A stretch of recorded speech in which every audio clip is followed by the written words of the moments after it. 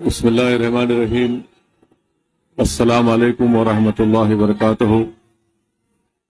शाही नशीन पर तशरीफ फरमा वज़ीर आला तेलंगाना मोहतरम जनाब रेवंत रेड्डी साहब, एडवाइज़र अक़लियती बहबूद बैकवर्ड क्लास और दलित जनाब मोहतरम मोहम्मद अली शबीर साहब, नौ मुंतखब शुदा रुकने पार्लिमान जनाब यादव साहब, मेरे तमाम मजलिस इत्तेहादुल मुस्लिमीन के अराकीन असम्बली व रुकन क़ानून साज कौंसिल और तमाम दीगर सियासी पार्टियों के ज़िम्मेदारान, मैं सबसे पहले अपनी जानिब से और हैदराबाद की पार्लियामेंट की आवाम की जानिब से जनाब रेवंत रेड्डी साहब का, वज़ीर आला का, हैदराबाद के इस क़ल्ब में, हैदराबाद के इस दिल में हम आपका खैर मुक़द्दम करते हैं, आपका वेलकम करते हैं।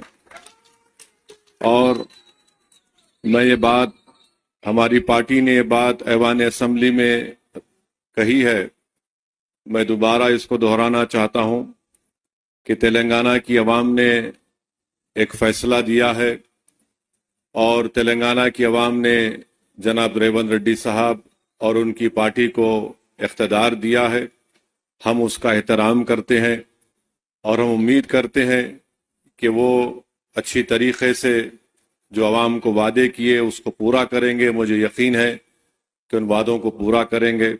और मैं मोहतरम वज़ीर आला को ये बात बताना चाहता हूँ कि आपके पास 5 साल का मैंडेट है, आप इत्मीनान से, आराम से अपना काम करिए और हम भी अपनी तरफ से आपको पूरा ताउन देंगे ताकि तेलंगाना और मजबूत एक रियासत बन सके।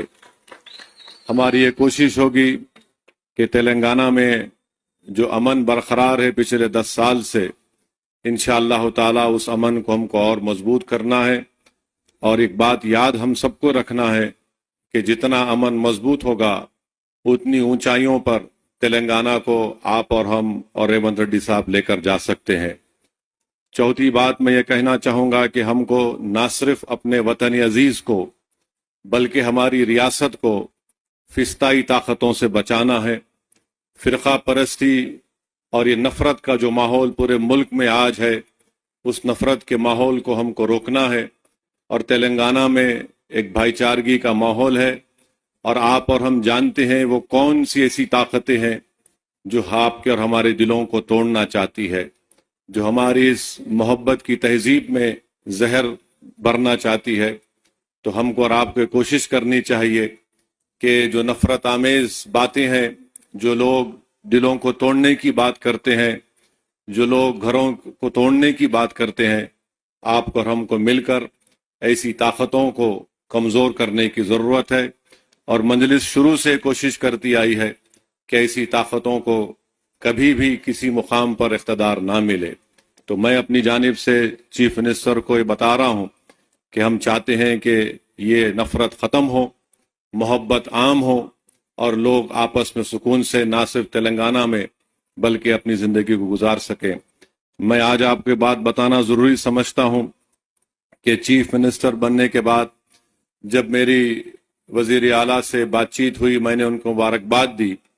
उसके बाद मैंने उनसे कहा कि पुराने शहर में हल्क़े असम्बली याकूतपुरा में 3 रोड वाइडनिंग करवाना है और बहादुरपुरा असम्बली हल्क़े में इंजन बोली में बस डिपो से लेकर पट्टेपल्ली की मंदिर तक, याकूतपुरा में शेख फैज़ कमान से डबिलपुरा ब्रिज और दूसरा नागाबोली की रोड और तीसरा याकूतपुरा बड़ा बाजार से मदरसा रहमानिया भवानी नगर की रोड।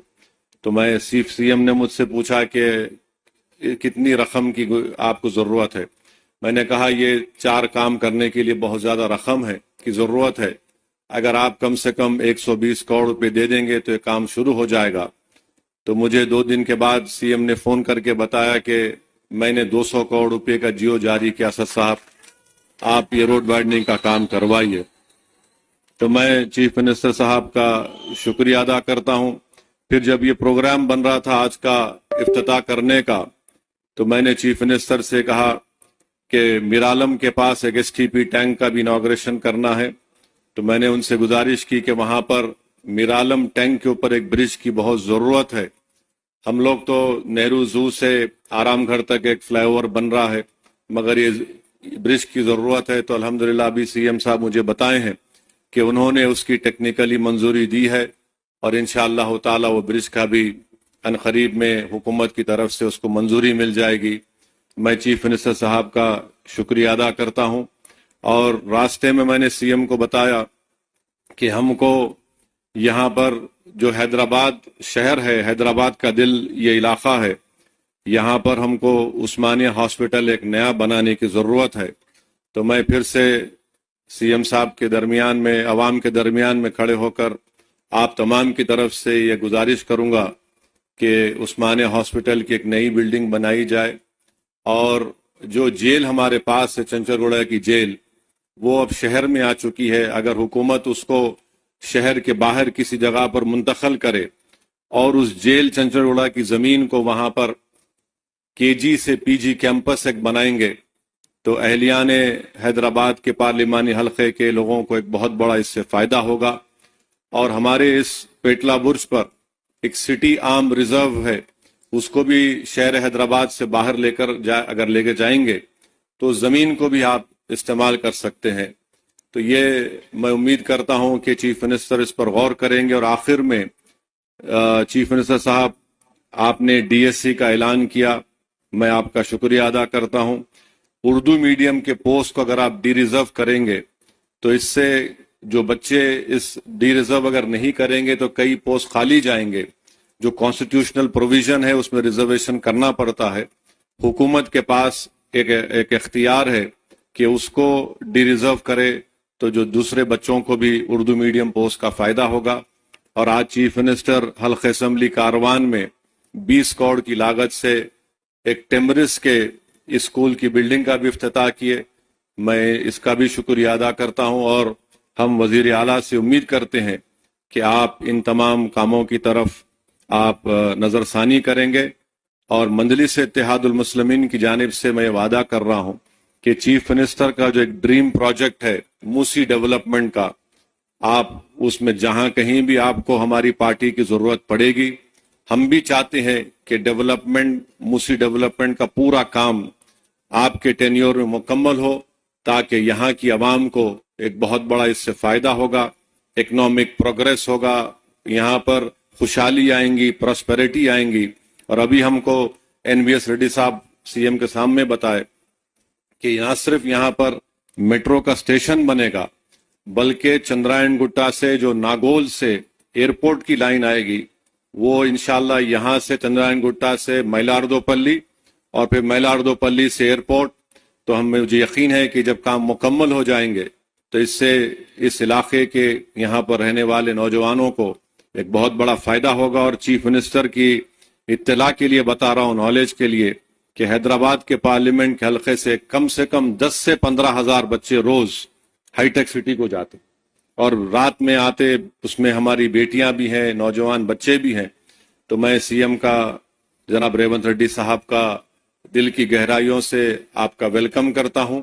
اور مجھے یقین ہے کہ انشاءاللہ تعالی 2028 سے پہلے آپ آ کر آپ اور ہم اس ٹرین میں بیٹھ کے آئیں گے انشاءاللہ تعالی، جبلی بس سٹینڈ سے لے کر یہاں تک انشاءاللہ.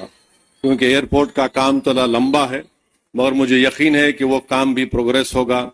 میں جانتا ہوں ریونت ریڈی بڑے ضدی آدمی ہے اور ان کی ضد ان کو یہاں تک لے کر آئی، اور ہم بھی، ہماری پارٹی کے لوگ بھی سر پھرے ہیں، مگر عوام نے ایک فیصلہ دیا ہے، ہم اس فیصلے کا احترام کرتے ہیں. اور ریونت ریڈی صاحب، آپ پورے آرام سے 5 سال کام کریے تلنگانہ کی ڈیولپمنٹ کے لیے، تلنگانہ کے پروگریس اور پراسپیرٹی کے لیے. MIM پارٹی آپ کے ساتھ کھڑے رہیں گی. بہت بہت شکریہ.